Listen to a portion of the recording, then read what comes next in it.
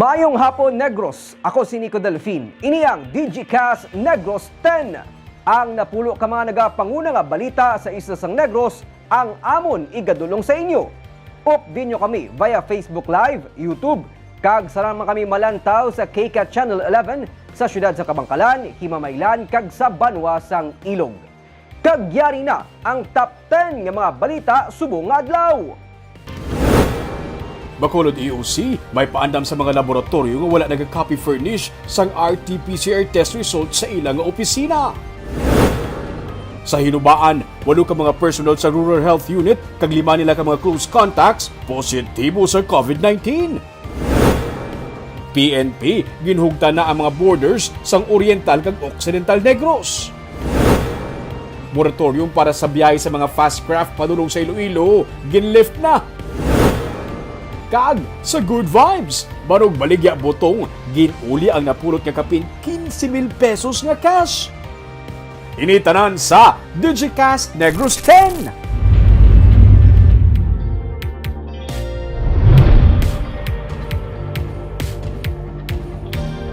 Sa number 10, Negros Occidental Police Provincial Office nagpatuman sa masugot nga boundary quarantine control points. Ini kasunod sang pagpapanaog sang Executive Order 2130 ni Governor Eugenio Jose Lacson. Mas ginugtan karon sang Negros Occidental Police Provincial Office ang pagpatuman sang boundary quarantine control points sa mga borders sang Negros Oriental kag Negros Occidental. Ginpaiway anay ang non-essential travel sa tunga sang Negros Oriental kag Occidental humalin Hunyo 15 tubtob 30 agod makontrol ang paday nga pagsaka sang COVID-19 sa pareho nga probinsya. Gani ang kapulisan among magasiguro nga wala sang may maglapas diri. Magluwas sa mga borders sang Negros Oriental kag Occidental, magabutang man ang NOCPO sang Boundary Quarantine Control Point sa Bago kag Talisay City para naman sa mga magwa sulod sa Bacolod City.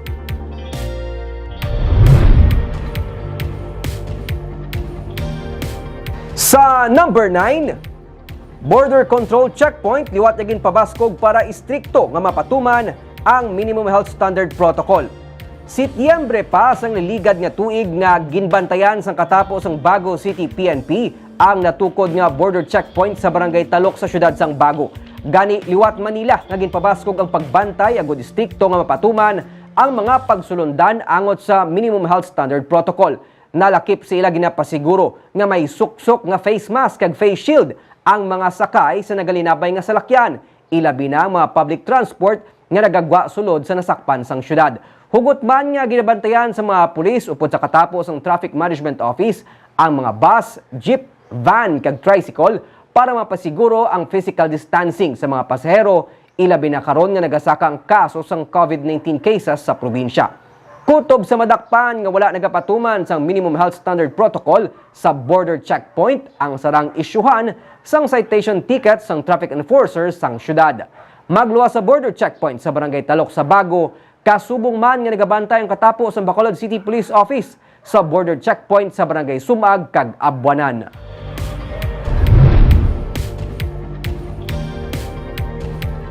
Sa number 8, nagasaka sa 39% ang kadamuon sang rabies cases sandig sa records ng Provincial Veterinary Office. Sa datos ng Provincial Vet, humalin Enero tubtob sa bulan sang Mayo, may 13 tanan kakumpirmado nga rabies cases gikan sa 8 ka mga banwa kag syudad. Mas mataas kung ipaanggid ini sa recorded cases sang 2020. Sa kasubong nga tion sang ligad nga tuig, 6 ang recorded rabies cases. Suno sa Provincial Vet ang pagsaka sa kaso na tungod sa mga ginpatuman nga COVID-19 restriction sang nagligad nga tuig. 46.95% lamang sa total dog population o kung masobra sa 126,000 lamang kaido ang nabakunahan sang 2020. Ang target kuntani, 70% sang population sang ido ang mabakunahan para malambot ang herd immunity. As of May 2021, ang syudad sang Himamaylan, Victorias kag Banwa sang Kawayan ang may mga matagas nga kaso sang rabies. Ginpatuman na gilayon ang massive vaccination sa mga apektado nga LGU.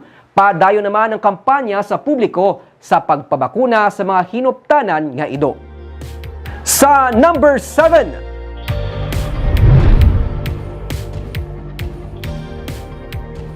Motorcycle rider patay matapos mabungguan sang AUV.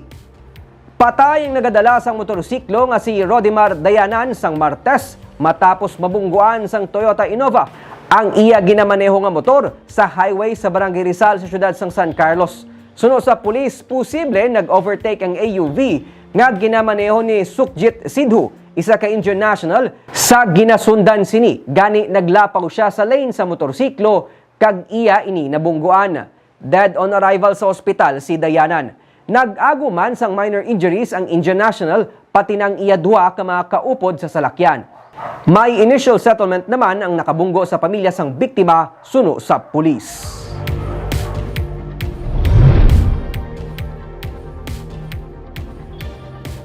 Sa number 6, gindula na ang moratorium sa pagbiyahe sa mga fast craft vessel padulong Iloilo City gikan sa Bacolod. Nakita ng hinali nga pagdamo sa mga pasahero sang fast craft sang kahapon matapos nga malift na ang travel moratorium. Sa executive order ni Iloilo City Mayor Jerry Treñas na nag-extend sang modified enhanced community quarantine sa ilang syudad, lifted na ang moratorium sa outbound kag inbound nga mga biyahe sumugod sang Miyerkules. Ginlift naman ang border control pati na ang paggamit sang quarantine pass. Ini ang nagakahulugan nga ginatugutan na sang Iloilo City ang non-essential travel sa mga gikan sa Negros.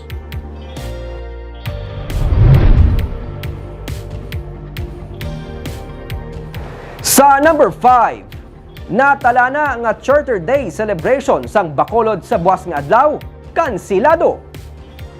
Nagpagwa sang kahapon sang statement si Bacolod City Mayor Evelio Leonardia nga kanselado anay ang 83rd Charter Day celebration sang Bacolod nga natala na sa buwas nga adlaw. Suno sa alkalde, i-postpone anay ang kahiwatan bangod sang COVID-19 situation sang Bacolod. Ang Chief Legal Counsel ni Presidente Rodrigo Duterte nga si Attorney Salvador Panelo kuntani ang dinapit nga bisita sang syudad para sa amuang kahiwatan. Bisan wala sang selebrasyon buwas, magapabilin nga special non-working holiday sa Bacolod buwas nga adlaw.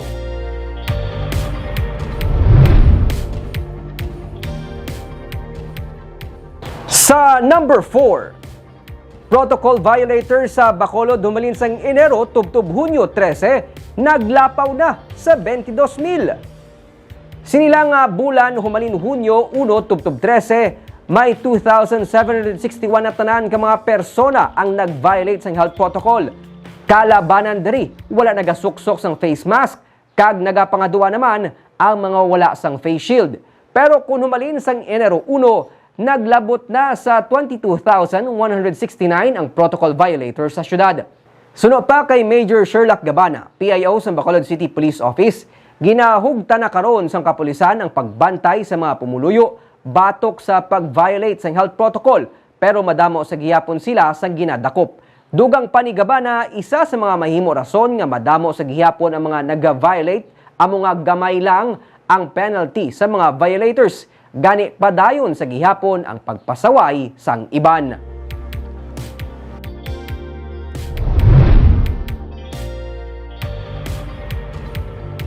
Sa number 3, 1,950 ka mga vials ng Pfizer vaccine ang nag-abot na sa probinsya kainasang aga. 11,700 ka dose ini o kontig 6 ka dose sa isa ka vial. Ini ang unang batch ng Pfizer vaccine nga nag-abot gikan sa national government. Suno kay Zeffard Kailian, ang pamuno sang Provincial Incident Management Team. Ini ang gindala sa storage facility sang probinsya kag Teresita Lopez Halandoni Provincial Hospital.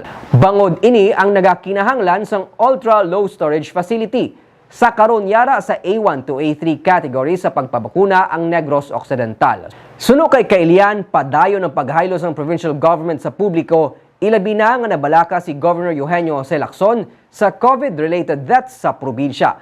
Sa June 16 nga report sang PIMT, 8 ang COVID-related deaths. Sa June 15, 12 naman. Ginalauman nga ang bakuna makalikaw sa paglala sang kondisyon sang isa ka nabakunahan nga nalatnan sang COVID-19. Nagsugod na ang 3 ka adlaw nga massive vaccination kaina, kag 13 ka mga banwa kag syudad ang ginpadala na sang supply santo sa nakaschedule nga bakunahan. Nagpagwa na si Governor Lacson sang memorandum sa mga alkalde tuhoy sa guidelines sa vaccination rollout nga nagatuyo sa pagpadasig sang pagdapat sang bakuna. Rollout kagina nag-take off alas 5 sang kagahon. So we are now covering 13 cities and municipalities sa Negros Occidental, North and South nga nag-vaccinate subong adlaw. Kita mismo nagdulong sang vaccine dito. So as instructions ng ating provincial administrator, tutukan ang vaccination. Pag hindi nila maubos kwaon, ibalik dire because that is the only way we can ensure nga tanan nga LGUs will consume their vaccines kag hindi siya bala magdugay. Sa number 2,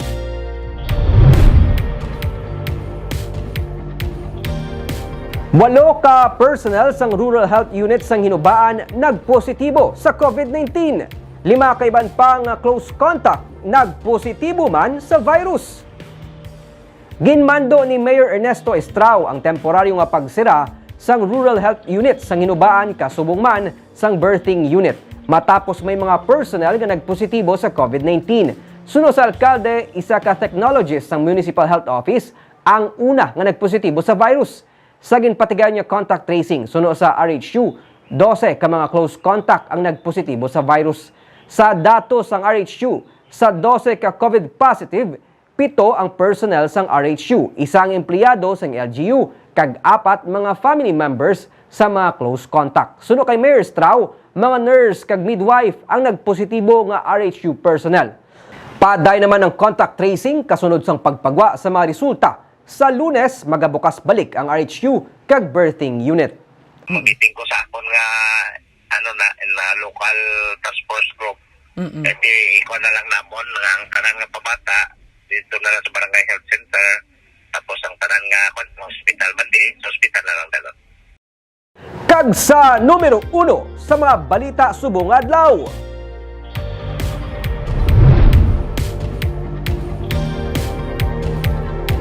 Bacolod Emergency Operation Center may paandam sa mga laboratory nga wala nagasubmit sang result sang RT-PCR test sa syudad. Ini matapos magwang impormasyon nga may nagakalusot lang ng mga positive RT-PCR test result nga wala mapahibalo ang syudad. May report si Romeo Subaldo. Mahimo magapangatubang sang kaso nga pagsupak sa Republic Act 11332 ukon ang Law on Reporting Communicable Diseases ang isa ka laboratorio nga nagapatigayon sa RT-PCR test kag wala gina-copy furnish ang Bacolod Emergency Operation Center sa resulta sang RT-PCR test. Inisunod sa kay EOC Deputy for Medical and Data Analysis nga si Dr. Chris Sorongon. Sunod sa iya, dapat ang tanan nga mga molecular laboratory nga accredited sa syudad ang naga-copy furnish sang resulta sang tanan nga mga ginahimo nga RT-PCR test sa kada adlaw. Tanan sila nakalink na sa aton nga email thread, no? Nga tanan nga result mapagwa nato na may cut-off kita, tanan nila nga result positive ug negative ginapadala nila na sa Emergency Operation Center. Kag cut-off nato na 5 kada hapon, ginapagwa na siya sa positive line list. Oo. Kung imo nga mabal sila laboratory mo wala yung gagawang result mo, that's illegal siguro. Ay, hindi pwede. Kag ginaya, pwede ka na makasuhan. Hindi matapos kami nagwa ang impormasyon nga may laboratorio nga nagapatigayon sang RT-PCR test pero wala gina-copy furnish ang EOC sang resulta sang swab test. Illegal inisunod sa kay Sorongon kag mahimo manabat ang tagdumalahan sang among laboratorio. Samtang natala na naman magpatigayon sa inspeksyon ng Department of Health sa cold storage facilities sa syudad para mahibaluan kung bala makasarang mag-store sang Pfizer nga brand sang bakuna ang syudad.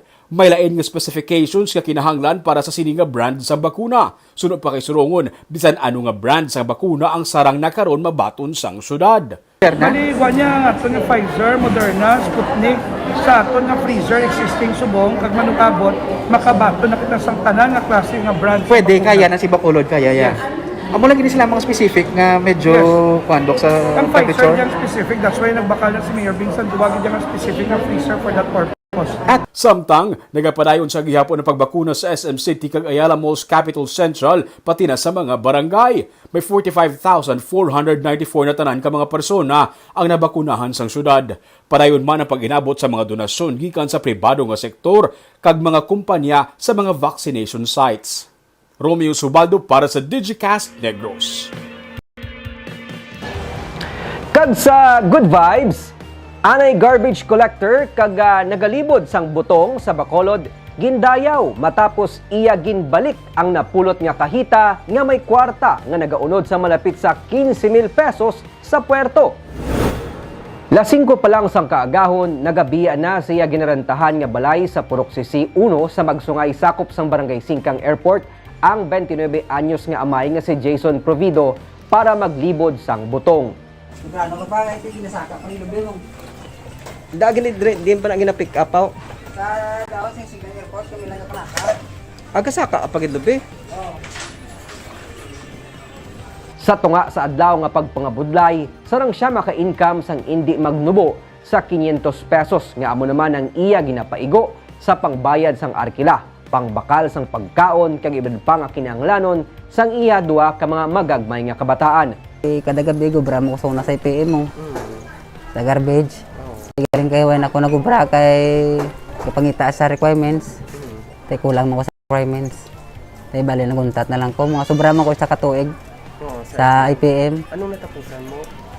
Why mo napusan, mitarem na ako sir.